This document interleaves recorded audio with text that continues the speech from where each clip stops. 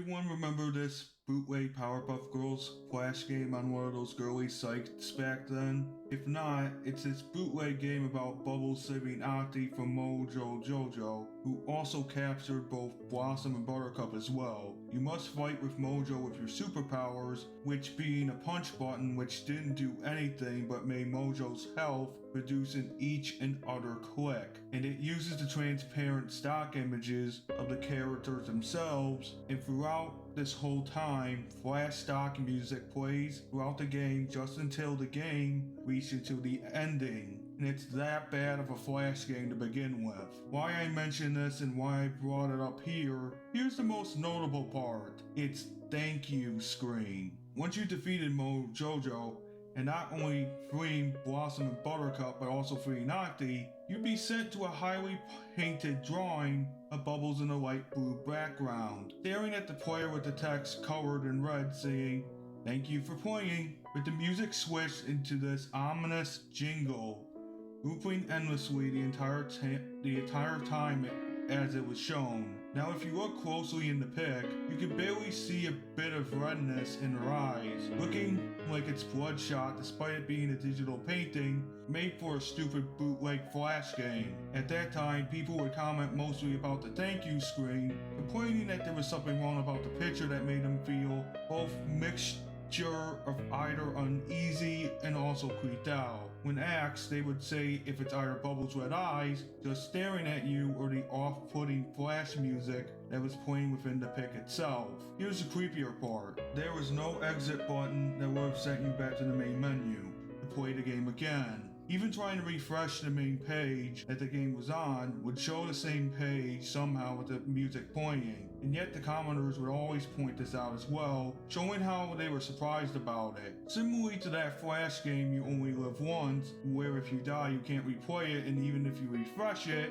it would show the character's grave, except that it was kind of the opposite. Literally it's from mid-2000s, so it's maybe later on that the developer behind YOLO had finally managed to figure out how this whole trick works and decided to implement it in his game. Whereabouts of this bootleg game was possibly either taken down or the site itself shutting down, making it sadly lost media that even the Flashpoint team wouldn't be able to find it or refuses to believe that it's real. Anyway though, I'm glad it did, because that effort in making the game unplayable after beating it would be later used in a rather more known game, which I mentioned earlier on being considered itself as one of the few rare hidden gems of any Flash material that ever come out there on the internet. Peace out. And also there's no need to find the game, so accept it as you will, and if you ever find it, I wouldn't mind because it's that bad to begin with. And that was Thank You for Playing, a Powerpuff Girls Flash game creepypasta. What do I think about this story? Well, this story was just a story.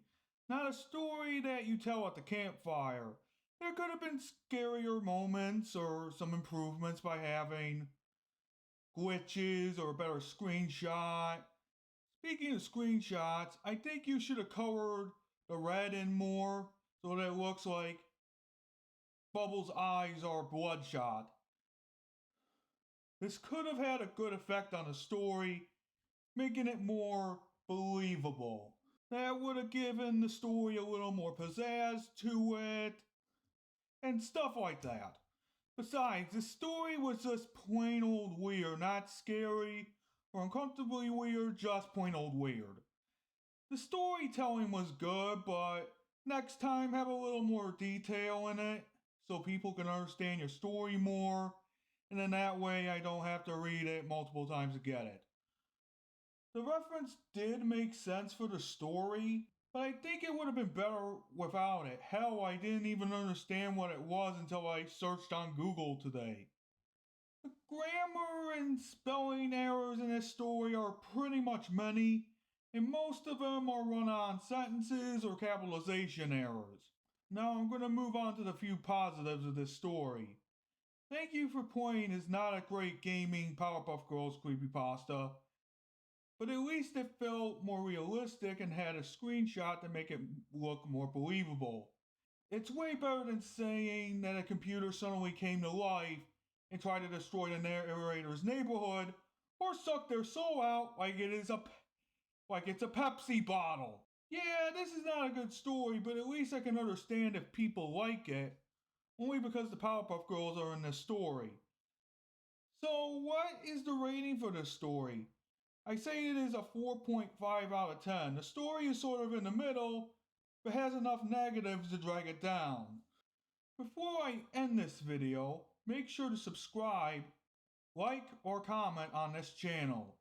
Don't forget to follow my Twitter account in case you guys don't know about that. And I'll see you next time, my fellow minions.